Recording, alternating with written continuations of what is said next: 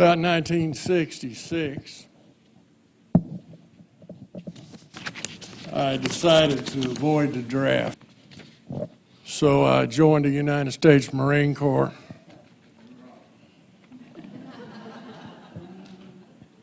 And that kept me out of the draft.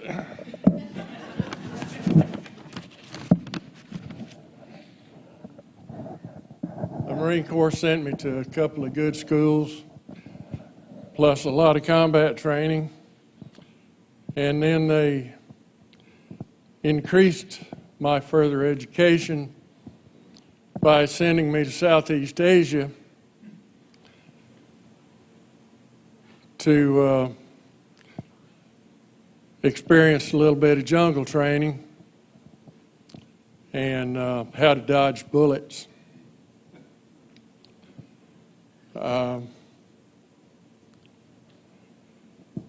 There's a lot of funny things that happened over there, and mostly when I get together with veterans, that's what we talk about, is the funny stuff, because nobody wants to remember the bad things.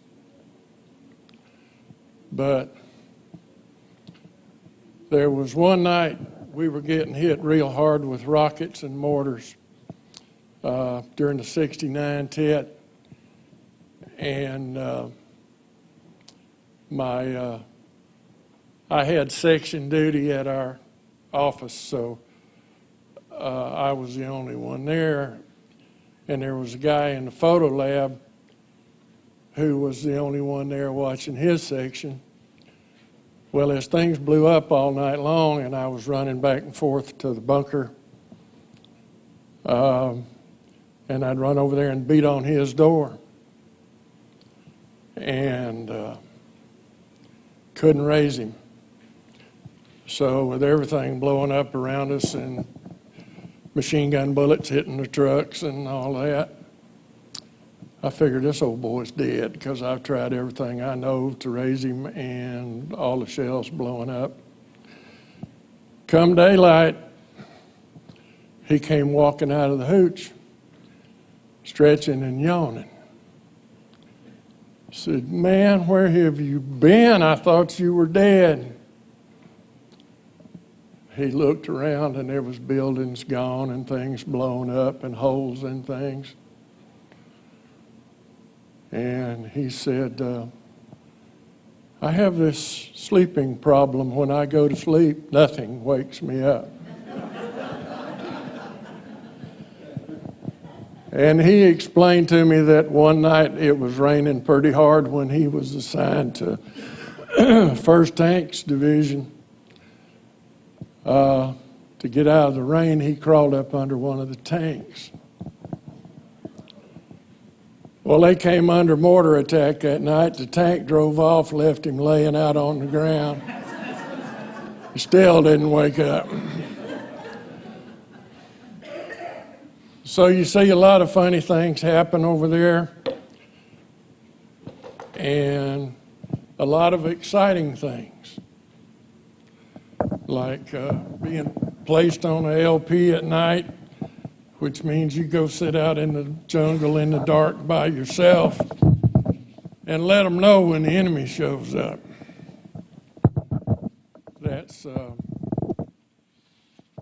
exciting. And I'm proud to be a veteran.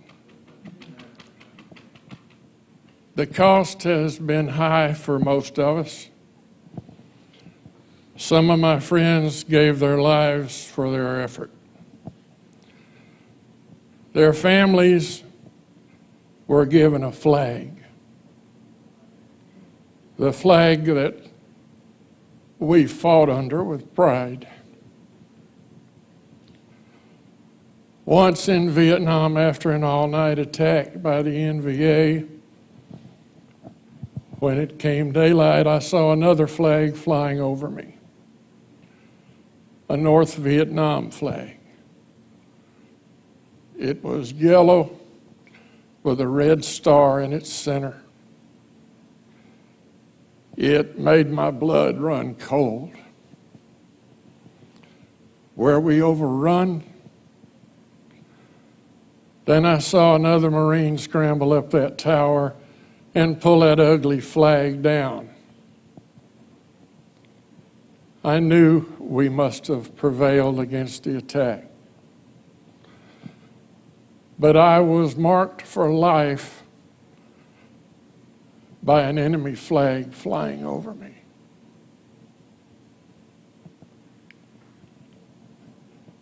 How proud am I of our flag?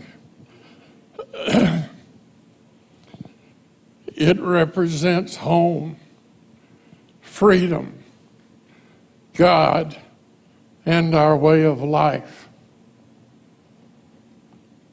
We should never take it for granted. Our flag can fall.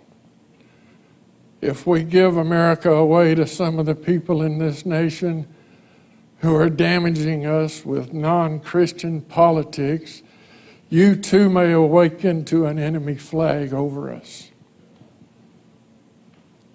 Pray for our veterans who defend us with their lives every day. Vote for Christian people who will support our Constitution. It is up to us to claim our freedom with the support of Christians who will lead us with honor and grace. Now, some of us veterans were affected in ways that are not so evident. We have not lost limbs, but many of us were wounded with poisons like Agent Orange.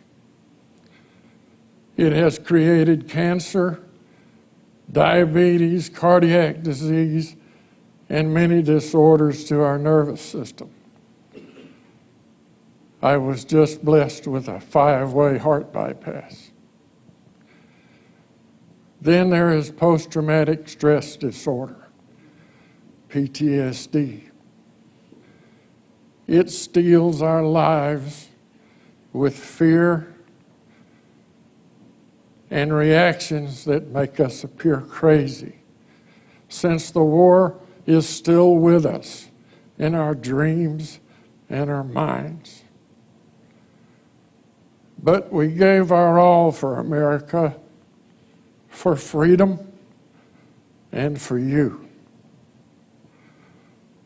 Pray for the young warriors who fight for us every day, and give them a hug when you see them. They have earned it.